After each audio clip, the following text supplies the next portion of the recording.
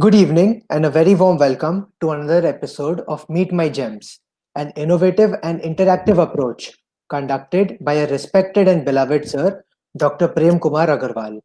Sir, who was an aspirant of West Bengal Judicial Services examination, took the exam in the year 1999 and secured the top rank, chose the noble profession of teaching, as his passion for teaching guided him to resign from the judicial service and join the noble profession.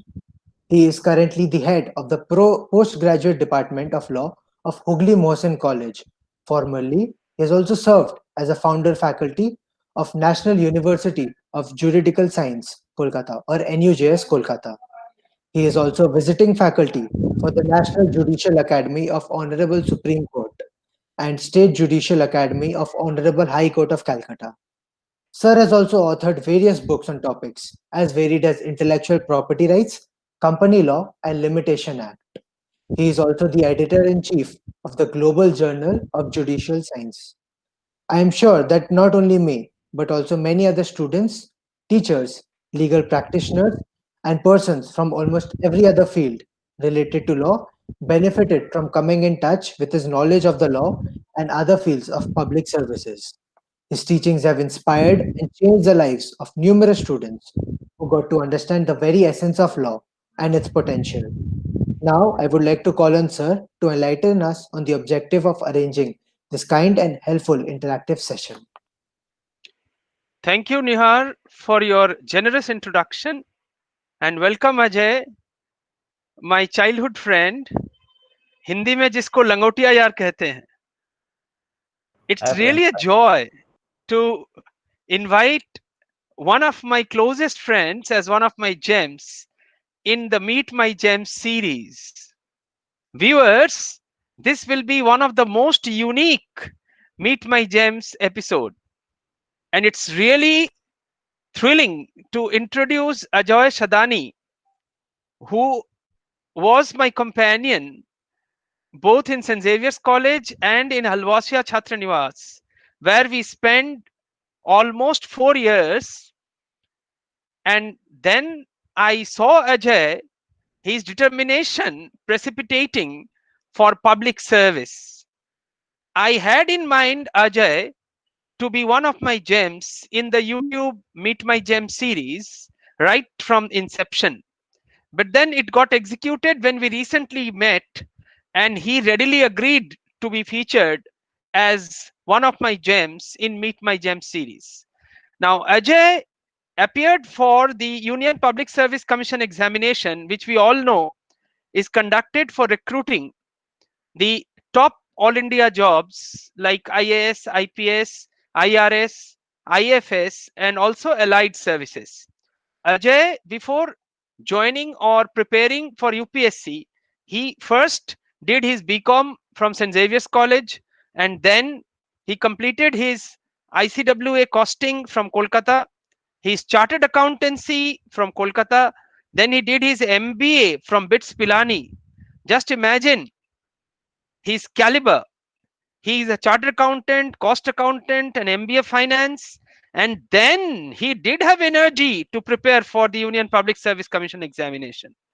So this is Ajay for us, who can be a role model for students, for youngsters who are aspiring to serve the nation in the form of All India Services of Indian Administrative Service, Indian Police Service, Indian Revenue Service.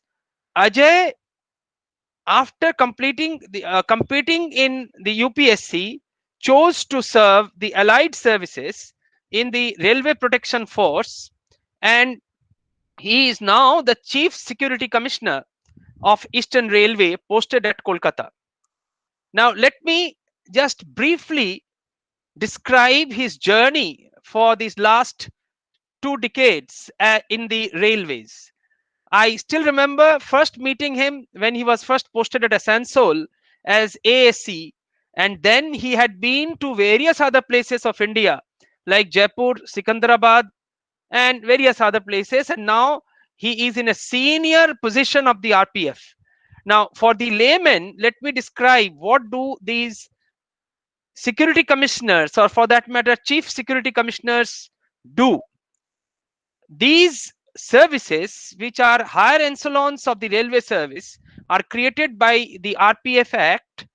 And you might have seen in the newspapers or in the news that security commissioners clean chit is necessary for plying trains in a particular area, so that it is safe to ply a railway or a train. And often in unfortunate accidents, the railway commissioner or the chief security commissioners have a lot of role to play. So we owe the safe journey in railways to these people who, through their hard work and their allegiance and obedience to their duty, are making it possible for us to have the railways run safely. Ajay was decorated with a lot of awards by the railways, as we had known Ajay right from his childhood for his sincerity, honesty, and diligence in his duty. So, quite naturally, he was awarded by many an awards. And one I remember is the Railway Minister's Weekly Award and various other gallantry awards, and the recognition from the DIG of the RPF.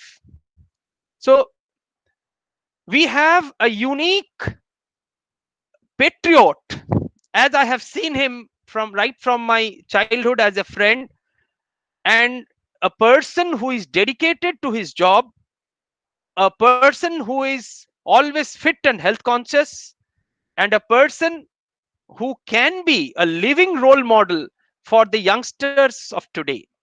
So let us begin, Nihar. And Nihar, let me tell you, is a student of law in the Symbiosis Law School. And Nihar, through his inquisitive questions, will compel Ajay, I am sure, to open his mind and heart, so that aspirants in the UPSC examination and other examinations are immensely benefited. Now, I have a plan in mind. After this, we will conduct interactive sessions with other gems of Halwasia Chhatranivas who have made their mark in their lives. So, Nihar, you please continue now. Thank you for this very generous introduction, sir. Ajay, sir, we are very delighted to have you on board this session. With your kind permission, I would like to ask some questions relating to preparation for UPSC service examination. My first question will be, how did life change after becoming an UPSC officer? As it is a huge achievement and also a huge responsibility on one's shoulder. First of all, thanks, Prem, for the generous introduction. And thanks, Niyar. Prem, we are meeting like this after so many years. As far as the question is concerned, see, during our hostel days, Prem and me and other friends, we used to discuss the condition of the country and how we can contribute for the betterment of the country. And at that time, the desire was to contribute in whatever way possible. So once I got into this service, I was inside the government, and it was possible for me to serve the people from inside the government. It is easier to criticize from outside and do nothing. So I chose the path of joining the government and do whatever was possible. So it was an achievement, yes, but at the same time, it was a big responsibility. And I have tried my bit, whatever was possible during this last 26 years or so of my service. We say the meaning of life is to give life a meaning. So my next question will be, when did you want to become a UPSC officer, and which person and incident inspired you to follow this path? Actually, I was not aware about IS before I joined the hostel. And during hostel days, when we were discussing about all these things, but how we can bring change in the society, during those discussions only I came to know about the IS as an exam, as a service. And during those discussions, it came to me that I should try to aspire for becoming a IS officer or civil servant. During those days, there was another hostel, Podar Chhatranivas, and some of our seniors had gone there to Delhi and had succeeded in civil service exam. So when I got through my CA exams, I was not too old. I was 21 and a half. So it was right time. So I thought that let us give it a try, and that all started.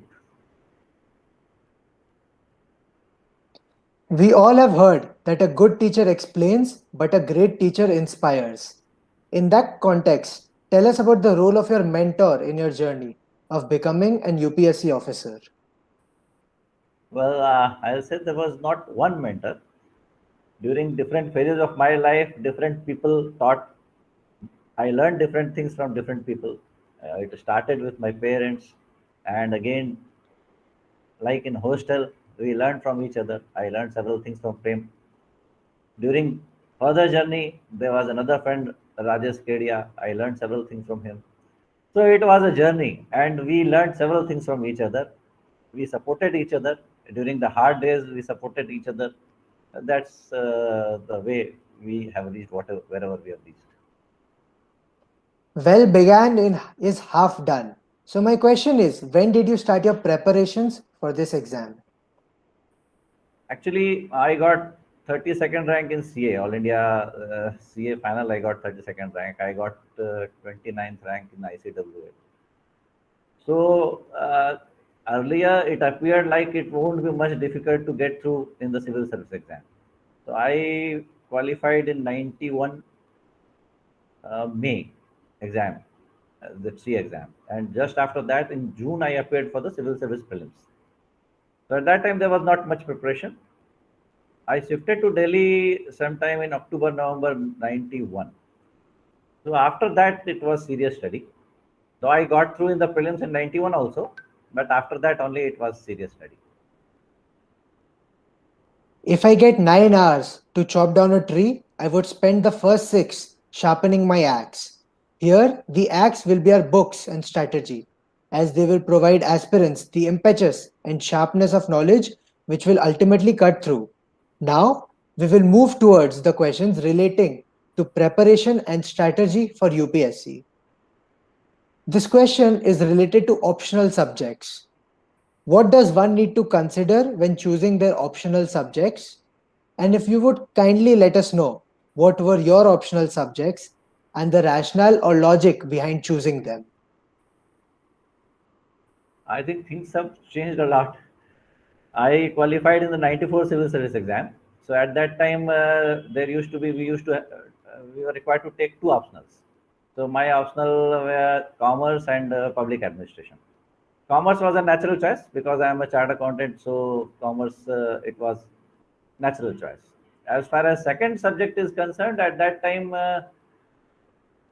we used to read competition success review to see the interviews of the people who have qualified. So there was an interview of a topper who had commerce and who had taken public administration. Since we are not having many guides, civil service, we have come from business families, and CA was a natural choice, but civil service was not. So at that time, I went through the PubEd course, and I thought that is very interesting. I could go through it, and I can excel in that. Regarding choice, what should be the choice? In fact, several people have asked me this question. As far as civil service are concerned, there are a large number of subjects. In fact, all possible subjects are there. Around I think 30 subjects are there. So it does not make any difference which subject you have chosen. You have to choose. You must choose the subject which you like, reading of which, study of which gives you happiness. Uh, we have seen that movie, Three Idiots. Whatever you choose, you must uh, you must be happy with that subject. You must enjoy that subject. So whether it's an art subject or a commerce or science subject, the subject which gives you enjoyment should be your choice. I will tell one more thing that present days you don't have to take two optionals. You have to take only one optional. So that way you are safe. If you are a commerce student, you better take commerce if you enjoy that subject, like that. Enlighten us about the books and the study materials for different subjects for UPSC. Again, in our times, there were not many information available, but nowadays, plenty of information is available. So the books or the study material which are available are totally far more availability is there.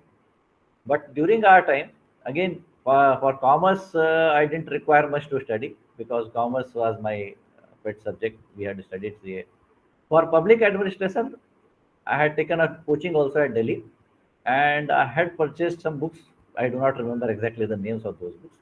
But if you are competing today, I think plenty of books are available, and there are guides, YouTube. There are interviews of different people who will guide you what type of books are more acceptable or that gives you better edge over others.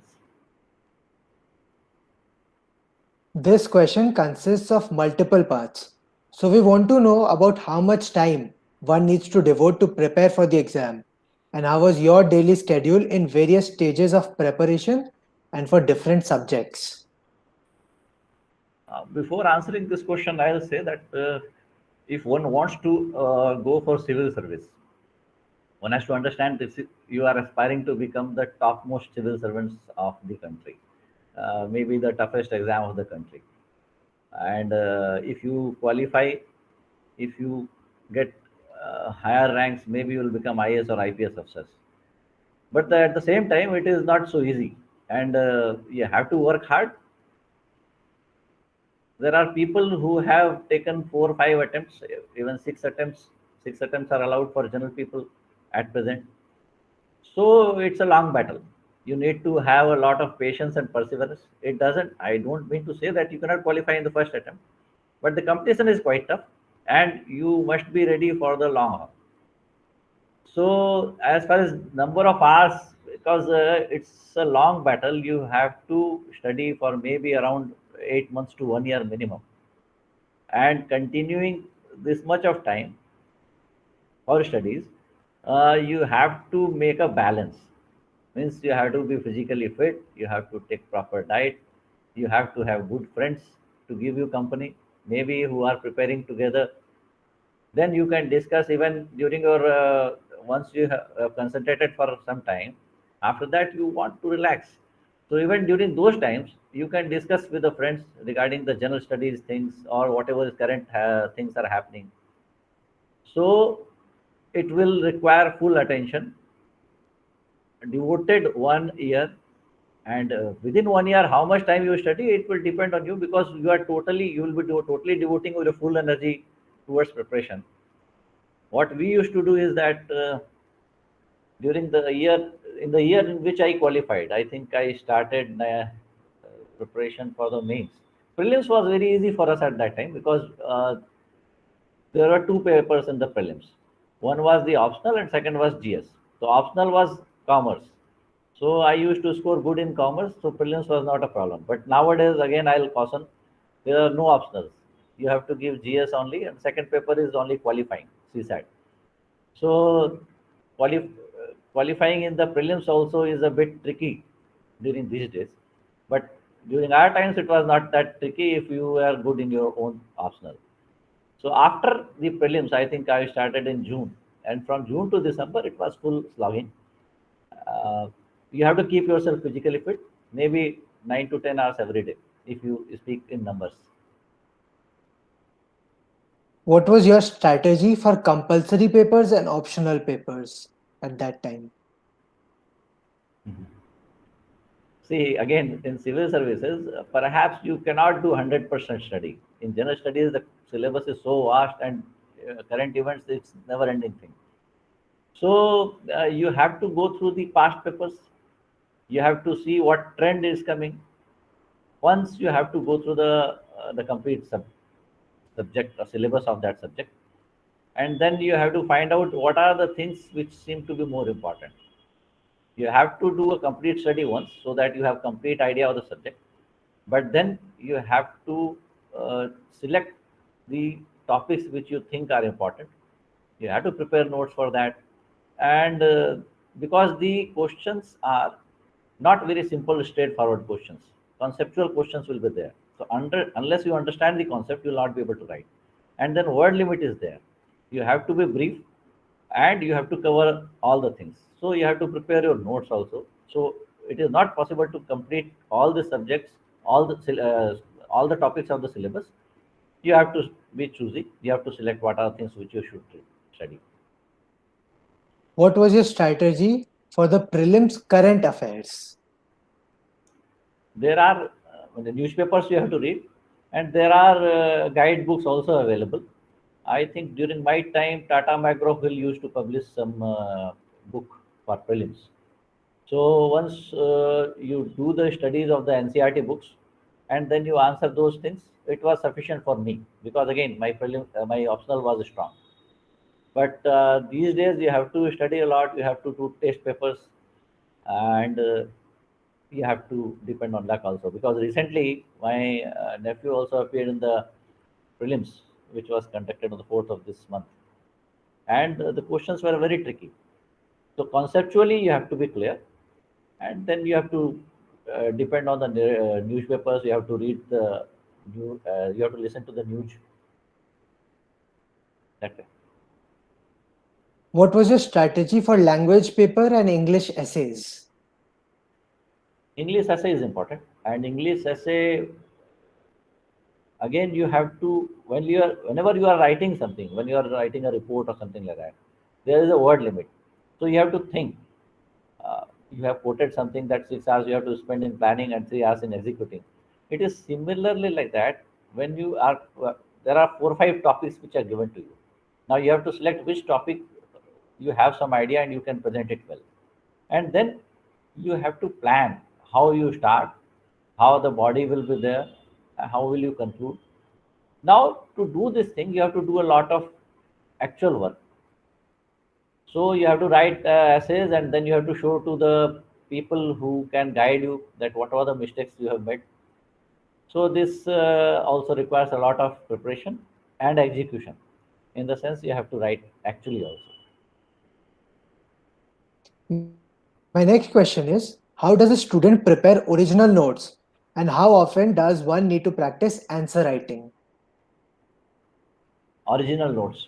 You have to have your own notes, because in the exam you cannot mug up and write. You need conceptual clarity. So for having conceptual clarity, you need to read books of one particular topic. If one particular book is enough, and that gives you conceptual clarity, that may be enough. But in most of the topics, you have to go through 2 3 books, so that you have conceptual clarity, and then you prepare notes in your own words.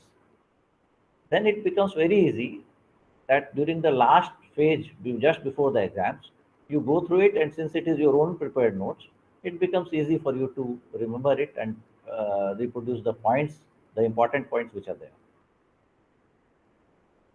How should an aspirant use the 1 month between the prelims and the mains?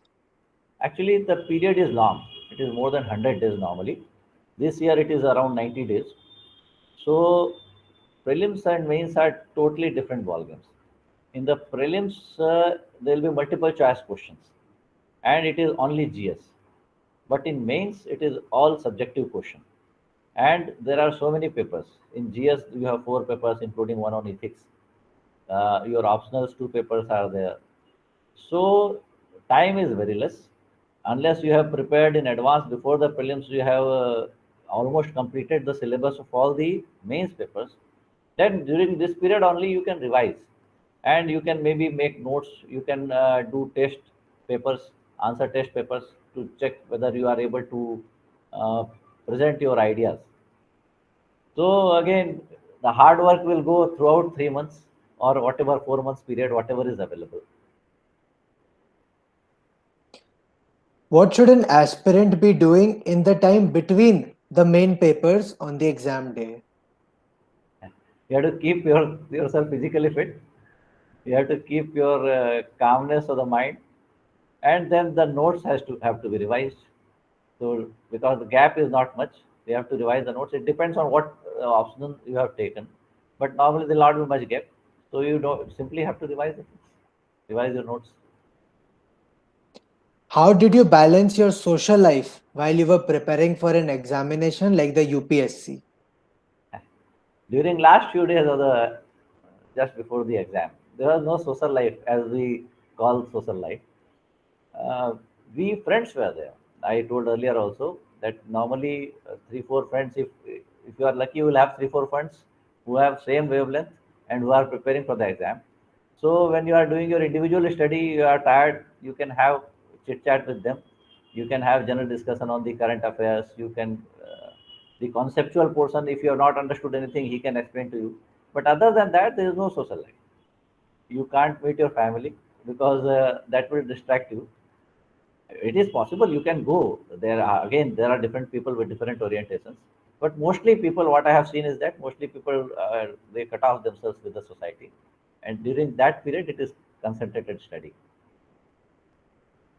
Did you have any alternative career plans? Oh yeah, I am a chartered accountant and cost accountant, so alternative career was almost always ready. I worked in Bartley Boy also for quite some time. During I think 94 first a few months I worked there, so alternative plan was definitely there. Did you ever feel low? And if you did, how did you motivate yourself? I qualified in my fourth attempt. 91 was the first attempt. Of course, that time it's not sufficient time was there, and I thought that I'm a rank holder in CICW. It shouldn't be much problem. So 91, I think I in the mains I was less by 17 marks or so. 92, I did a bit hard work. That year also I was short by some 25, 30 marks. 93, I worked hard. I fell through by more than 100 marks. So I thought that I'm not cut out for that, and maybe I'll have to leave it. So I joined Bartley Boy. So that was a low period, and it was difficult. But again, that my friend Rajesh Kedia, he was also right from the beginning. We were together, preparing together. So he said, no, no, last attempt. At that time, it was only 4 attempts for general candidates. So he persuaded me. Yeah, definitely low periods will come, and when you have not failed throughout your career, academic career, and if you face failure here, it becomes difficult. More so when all your friends who are in corporate sector or who are doing well, who are earning well. But at that time, as they say for civil service, you need to have patience and perseverance. Your family has to support you. You have to keep on trying, then only you can achieve that. The next question is related to repeat attempts at the UPSC. We say failure is not the opposite of success, but it is a part of success. So, in this context, how to cope with a failure and how to overcome this fear and try again? Yeah. See, it is difficult to cope with the failure, but when you see, I was preparing the living in Delhi at that time. So you see, there are so many people, and when you see that on an average, people are taking 3 to 4 attempts to get through, you see that brilliant people, more brilliant than you are there, and they have attempted 4 or 5 times. Then it gives you some support, and uh, there are others to persuade you to pep you up that getting through in civil service, see the career which awaits you after the exam if you get through. The not only the possibility to serve, government takes care of you well. So you are given basic necessities of life, the dignity which is there in the service, the society looks up to you, that you are in a position to help you, in a position to so that you can assist them in making their life better. So when you think about all those things, that gives you pepping up, and you try once again. Otherwise, if you are left out, your life will be totally different. So that only gives you pep up, along with the other friends who are there to pep you up. I would like to ask some questions related to interviews for the UPSC examination. How do we overcome the fear of speaking in an interview and the nervousness of facing an interview of this stature?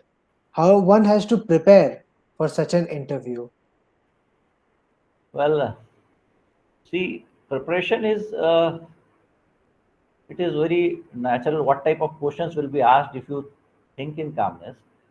Because if you are trying to become a civil servant, the questions will be based on why you want to become civil servant, or it will be based on your past, what you did, or your hobbies. These are common questions. If you sit down in calm position, then if you think what you aspire to become and what is your past, the questions will be more or less clear. And if you prepare it well, if you sit with your friends or your mentors or guides, they'll also be in a position to polish your answers. So whatever you have written in the application form you give certain details, and the questions will be based on that only. Now, as regards fear, see, whenever you are going for a public speech or whenever you are going for an interview, fear is definitely you will be there. But it all depends on how much you have prepared yourself. If you have prepared yourself well, maybe the fear will be a bit less. But once you enter the interview hall, interview room, then the interviewers make you comfortable. They want to take the best out of you. Their intention is not to fail you or to make you afraid. So they make you comfortable and they give you opportunity to give out your best, and then on that basis only they give you marks. So there is nothing to fear. Normal fear will be there, but they'll make you comfortable. Could you tell us about your overall interview experience and if you remember any questions they have asked? It is long back, so I don't remember many questions. But I think they had asked me about because I did my graduation from JVS Kolkata. So there were some questions on JVS Kolkata. What is the motto of JVS Kolkata? And because there were people who had guided me that wherever you have studied or wherever you have lived, you have to know on the history and the geography and the other things related to that. So I had prepared for that. And other questions were relating to my subject, why I want to become civil servant, all those things. Other than that, I do not remember in detail what exactly they asked. Suppose you get a chance to travel back to your interview session again with the help of a time machine. What would you want to do differently in your interview or not want to do at all? I think I got good marks. I got 60% marks, which is considered to be quite good. So I don't won't like to do anything different. And in any case, I do not remember much how what exactly were the questions. We all make a living by what we get, but we make a life by what we give. In the light of this, how much satisfaction does serving as a UPSC officer bring? And how can an UPSC officer give back to society? Or to be precise, for the cause of a healthy society in comparison with other fields of public service? My personal feeling is that it is the civil service exams. If you qualify in that and if you become a civil servant, you get the most of the opportunity to serve the society, to give back to the society. Because as an IAS officer, there are different services, as Prem told in the beginning, that around 29 services are there. So definitely the best services are IAS and IPS. At the opportunity which you get to serve the people at those levels, you right at the beginning you are given so much of power for the developmental activities. See, at all the top places of the Indian government, only the civil servants who have come from this exam are sitting. So you get ample opportunity, and the government thinking for this exam is that right from the beginning, from the ICS days, that the top people should be caught young, they should be trained, they should have public service orientation, their basic needs should be taken care of, and then they should fully devote themselves for the benefit of the society. And you get this opportunity, I think, the most in this service only. So there are people who come for different reasons, but there are large number of people, sufficient proportion of civil servants are there who really want to serve, and they are the steel frames of the government. They are doing really good. So if you really want to serve the society and you have the metal in you, I think one should try for the civil services. One has to, even if you do not get through, there are several people who have not got through the civil service, but during the process you learn so much. Your orientation changes so much. You see the world in totality. You become a better person. So I think, and if you work hard, there is no reason why you will not succeed. Please share with us some of your experiences in Halvasia Chhatra Nivas. Do you feel it provided some foundation for who you are today? Oh, definitely. And what wonderful days those were. Halwasia Chatnivas, in fact, I did up to class 12. I was in Kharagpur, which is a very small place, and I was exposed to the next level in Kolkata. And most of us in the Halwasia Shatnavas were from that rural or semi-urban background. So we all supported each other, and during those days we had discussion on all the topics. The worldview was met during my those days there, and the memories. There are so many memories to cherish, but the best one I think all of my Halwasian friends will agree were the Saraswati Puja days. We used to bond together to organize things. We used to do the decoration by our own hands. Then the Visarjan used to be so grand affairs. During our days, our times, Prem was president of the our students union. I was the secretary, and we had organized one cultural program also, and that was so nice. We enjoyed it so much. So the organizing ability, all those things we learned there, and which helped throughout my life till date. Now, to lighten up the mood, we will play a quick rapid fire round. Correct. Yeah. What would you choose? Police service or administrative service? Given a choice, administrative service, but any service is good. Smart work or hard work? Hard work with smartness, Books or handwritten notes? both are required, but handwritten notes help you at the end. Phys- Physical classes or online classes? Again, mix of both, depending on situation. Physical classes have its own advantages. Seminars or webinars? Seminars, yes, School or college? both.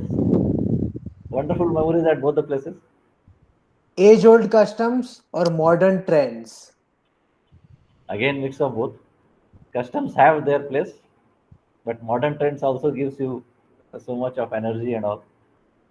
Service or business? Service for me. My concluding question to you will be: is there anything you did not like about the UPSC service exam? Or what changes would you like to see in the exam from an aspirant's point of view? See, I think they devote a lot of time and energy. There are several committees are formed to any offhand comment on what changes are required. The changes have been there. As I told you 26 years back, what we attempted, things have totally changed now. I think they are making changes, and after reasonable study, they are making the changes. So nothing more from my side. Thank you so much, Ajay Sadani sir, for delving into such detailed discussions. Thanks a lot, I, Nihal. I am sure that the insights shared by you will help all UPSC aspirants. Now, I want to thank our respected and beloved sir, Dr. Prem Kumar Agarwal, for giving us such an opportunity to interact with a gem like Ajay Sadani sir. I share this privilege with all the aspirants for UPSC, and I want to thank you again from the bottom of my heart for helping in every possible way by teaching, guiding, and mentoring many students like us. I would like to invite you to give a vote of thanks. Thank you, Nihar. Am I audible? Am I audible? Hello? Yes, sir. Yes, sir, you're audible. Okay. So, thank you, Nihar. Thank you, Ajay, for your candid expression and the very nice deliberation which we experienced. Every moment was thrilling and full of joy listening to you both. Now, Ajay, do you remember our conversation in the hostel when Ajay and company they were planning to go to Delhi to prepare for UPSC? And what did I tell them? That you become bureaucrats and I will become a minister. Yeah, and it was our plan that both of us will change the society. Yeah. So please throw some light on that conversation. Let people come to know about that. Ajay. During those days, we Yeah. decided that if the society has to change, these are the two people, politicians and bureaucrats. They can make major change, major contribution in changing the society. So, seeing the oratorial skill and the good good thinking of Prem, we said that he is the right person to become a politician. He can influence people. I think all his students will agree that it is very easy for him to influence people. So we decided that he should become a politician. He'll become a minister. I will become his secretary, or maybe from civil services, whatever is possible. And then together we'll keep on trying to change the society in whatever best way possible. So memorable days. Very nice. So those were really golden days. And I'm amazed to see one thing in Ajay, his physique has not changed. See, even I have become pot-bellied and my hairs have become gray. Might be Ajay's also have become gray because he's putting on some dye or something, but his hairs have become a little less. But otherwise, his physique was as he was, and that speaks volumes about his health consciousness, about his routine life. No, so it was really a joy listening to Ajay after a long time in at such a length, and I'm sure that the viewers will benefit a lot from what Ajay shared with us about his own life and about the way a youngster who is trying to search for the meaning of life, he can relate with what people like Ajay say or do in life. So thank you so much, Ajay. Thank you, Nihar, for your insightful questions. I'm sure people will be benefited and they will sort of try to follow the path of the role models like Ajay Shadani. Thank you. Thank you so much. Thanks a lot, Nihar, Prem, now for giving thank this you. opportunity to be nostalgic, to remember all those old days and Yes, same here. Same here. It took us back yeah, in yeah, our olden days. sure. So, Nihar, now you can end the program with your tagline. Thank you for watching this interview. Like and share this video and subscribe to our channel. Thanks, Niyar, once again. Thanks, Prem. Thank you.